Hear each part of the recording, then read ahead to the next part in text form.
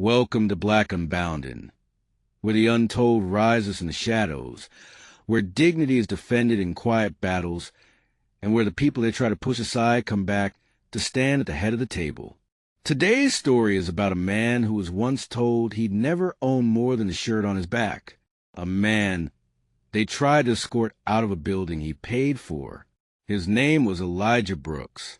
Elijah Brooks stood in the middle of a dining room that still smelled of fresh paint and polished wood. Afternoon light spilled through the tall windows, catching on silverware neatly laid across linen-draped tables. The space was quiet except for the gentle hum of the refrigerators in the open kitchen. In less than a week, his restaurant, would be alive with sound. Glasses clinking, laughter rising, plates landing softly on polished wood. This moment was supposed to be for peace, for taking it in, for feeling the weight of 10 years of struggle and sacrifice rest finally in his hands. But then came the sound. Heavy boots on marble. 2 security guards stepping inside, their eyes sweeping the room like they were looking for something, or someone that didn't belong. One of them, tall and broad-shouldered, spoke first. "Sir," he said, his voice clipped, official. "You can't be in here. Owners only." Elijah looked up slowly from where he'd been checking the alignment of wine glasses. Dressed in a plain navy hoodie, jeans, and clean but unremarkable sneakers, he didn't fit the picture of what they imagined an owner looked like. But that's the thing about assumptions. They can make a man invisible until he chooses to speak. "We had a lot of loitering in the area," the guard continued. "This establishment doesn't open until next week. You'll have to leave." Elijah didn't argue, didn't raise his voice. He'd been here before, not this room, not this building, but this moment. The moment where people looked at his skin, his clothes, his silence, and decided they knew his story. But this time he was ready. He set down the glass he was holding, walked over to his backpack, and unzipped it slowly. No rush, no panic, just deliberate motion. From inside, he pulled out a black leather folder, opened it, slid a single sheet of thick, cream-colored paper free. The light caught the gold-embossed lettering at the top, making it shine like a metal. It was a lease. And at the bottom, in ink still fresh from a month ago, was his full name, Elijah Brooks. The room shifted. The guard leaned forward, reading once then again, before his eyes flickered toward the man in the back, a building manager, arms crossed, watching like he'd already decided who Elijah was before stepping in the door.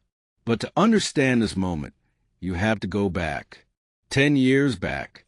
Elijah was barely 20 when he started as a dishwasher in the same neighborhood, in a steakhouse that smelled like money, aged beef, expensive wine, leather booths polished every morning. He worked in the kitchen shadows, scrubbing pans blackened from years of use, standing over sinks so hot the steam burned his forearms. He was invisible to the people who paid for meals that cost more than his weekly check. But he watched every plating, every sprinkle of seasoning, every handoff between chef and server. He was a student in a classroom no one knew he'd enrolled in. On breaks, he'd sit on overturned crates and scribble notes on the backs of old order slips. Menu ideas, ingredient pairings, sketches of how a plate should look when it landed in front of a guest. He worked double shifts when someone called out, triple when the holidays came. And each time a promotion opened, he asked, and each time they told him he wasn't quite ready. Too quiet, too green, not the right image.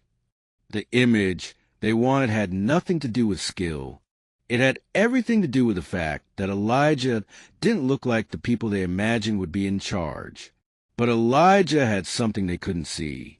Hunger, patience, the kind of patience that grows in someone who's had to stretch a single meal into 2. He saved every spare dollar, living in a 1-bedroom apartment with a mattress on the floor and a pot of rice always on the stove. At night, he took hospitality courses online. He learned licensing laws, cost control, food safety regulations. watched documentaries of Michelin star chefs while stirring noodles over a flickering gas burner. When the pandemic hit and restaurants closed, Elijah didn't fold. He pivoted. He rented space in a shared commissary kitchen and started a ghost kitchen. Pulled recipes from his childhood. Okra stew rich enough to make you close your eyes, jerk lamb sliders that carried both heat and sweetness, honey cornbread waffles that could stop conversations. He posted photos online, no face, just food. The plates told the story. Orders came in slowly at first, then faster, then all at once. Within 18 months, Eli's table went from a rented kitchen with 3 burners to a food truck people followed across the city. Food festivals booked him months in advance. Critics wrote about his authentic yet elevated Afro-Caribbean flavors. But Elijah wasn't chasing praise. He was chasing permanence. That chance came in the form of a building.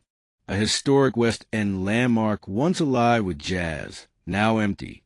Developers were turning it into a boutique plaza, and one prime corner unit was reserved for a restaurant. Elijah walked into the open house wearing his best, pressed shirt, scuffed dress shoes, a folder with a business plan. The leasing agent didn't look up. "Catering's through the side entrance," she said. Elijah smiled faintly. "I'm here to lease the space." She glanced at him once, then twice, but her tone didn't change. "We've had a lot of interest. Maybe you'd be better suited for a pop-up." 2 weeks later, Elijah came back with an investor. Not just any investor, a retired NBA player who tasted Elijah's food at a charity gala and decided it needed a permanent home. Together, they walked in.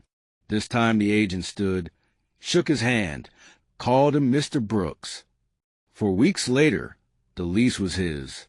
Elijah poured his soul into the build-out. Exposed brick walls washed in warm light.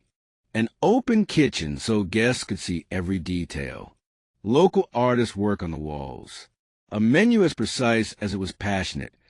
Small, focused, and unforgettable. He hired from the neighborhood. Kids with no experience. Single parents who needed steady work. Young people written off too soon. He trained them himself, teaching knife skills, plating hospitality. This wasn't just a restaurant. It was a platform. And so, when those guards tried to escort him out, the sting was familiar, but the silence was sharper. Back in the present, Elijah handed over the lease. The manager stepped forward, read it slowly, his crossed arms falling to his sides. "Mr. Brooks, I wasn't informed the owner would be here today." Elijah nodded once. Clearly. The next morning, Elijah sat at the head of a polished oak conference table in the building's management office. "We're going to make some changes," he said evenly. "Security staff will be retrained, tenants reintroduced, and every person on payroll will complete implicit bias training. This can't happen again. Not to me. Not to anyone like me." Opening night came. The place was electric. Cameras flashing. Politicians mingling. Food critics taking notes.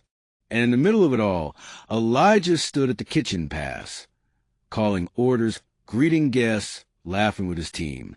Then the mayor arrived, pulled him aside. "I heard what happened and what you did about it. You didn't just open a restaurant. Elijah, you opened the door." Later that night, as the rush slowed, Elijah noticed a boy pressed against the front glass, his mother beside him. He stepped outside. "You hungry?" he asked. The boy nodded. Elijah brought them in, sat them at the chef's counter, served them himself, because he remembered being on the other side of the glass, watching, waiting, wondering if the world had a place for him. That night, as the lights dimmed, Elijah knew this wasn't just about a business. It was about setting a standard for his city, for his industry, for the next Elijah. Life lesson.